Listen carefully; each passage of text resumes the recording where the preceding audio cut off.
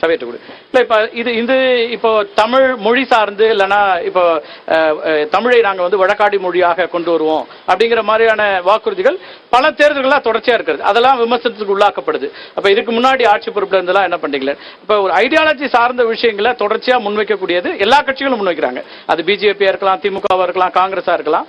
அது ஒவ்வொரு தேர்தலையும் மாற முடியுமா? ஏன்னா அப்படி ஒரு விமர்சனம் ஒன்று வைக்கப்படுது. இது தொடர்ச்சியாக பேசிட்டே இருக்கீங்க அப்படின்ற மாதிரி. இல்லை, கடந்த 10 ஆண்டுகள்ல எதிர்கட்சிகளுக்கெல்லாம் நடந்திருக்கக்கூடிய ஒரு நல்ல விஷயம் என்னன்னா, பாஜகவுடைய அரசாங்கம், பாஜக செய்திருக்கக்கூடிய அவங்களுடைய அரசியல் என்பது எல்லா கட்சிகளையும் அவங்களுடைய ரூட்ஸுக்கு தள்ளி விட்டுருக்காங்க.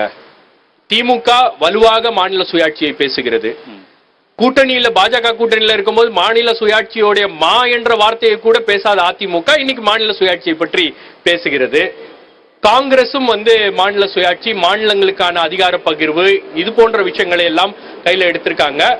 இது இங்க மட்டும் இல்ல, தெலுங்கானாவிலையும் எதிரொலிக்குது, ஆந்திராவிலையும் எதிரொலிக்குது, வெஸ்ட் பெங்காலையும் எதிரொலிக்குது. எல்லா இடங்கள்லயும் இந்த பாஜக செய்கின்ற அரசியல் அப்படின்றது மாநில கட்சிகளை எப்படி வலுப்படுத்துவது அப்படின்ற ஒரு விஷயத்தை அவங்க அணுகி இருக்காங்க. அதன் அடிப்படையில் அதை மையப்படுத்தி அந்த வாக்குறுதிகள் என்பது கொடுக்கப்பட்டிருக்கிறது. இதுல இன்னொரு முக்கியமான விஷயம் என்னன்னா, இன்னும் பாஜகவுடைய வாக்குறுதி வரல, கேரண்டி வரல. அந்த கேரண்டி அப்படின்ற அந்த வார்த்தையை காங்கிரஸ் கட்சி கிட்ட இருந்து காப்பி அடிச்ச வார்த்தை. அவர் தொடர்ச்சியா பிரதமர் சொல்லிட்டு இருக்காரு இதெல்லாம், அல்லது அவங்க கட்சி நிர்வாகிகள் சொல்றாங்க என்னெல்லாம் கேரண்டி அப்படி. இல்ல அதான் கேரண்டின்ற வார்த்தையை காங்கிரஸ் கட்சி கிட்ட இருந்து காப்பி அடிச்சதுதான் நானு. கர்நாடகா தேர்தலில் தான் காங்கிரஸ்க்கு கேரண்டி அப்படின்னு கொடுத்தாங்க, அதை அவர்கள் எடுத்துக்கொண்டார்கள்.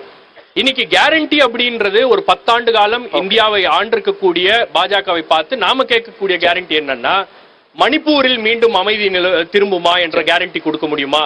லடாக்குக்கு மீண்டும் ஸ்டேட்ஹுட் கொடுக்கப்படும் என்ற கேரண்டி கொடுக்கப்படுமா?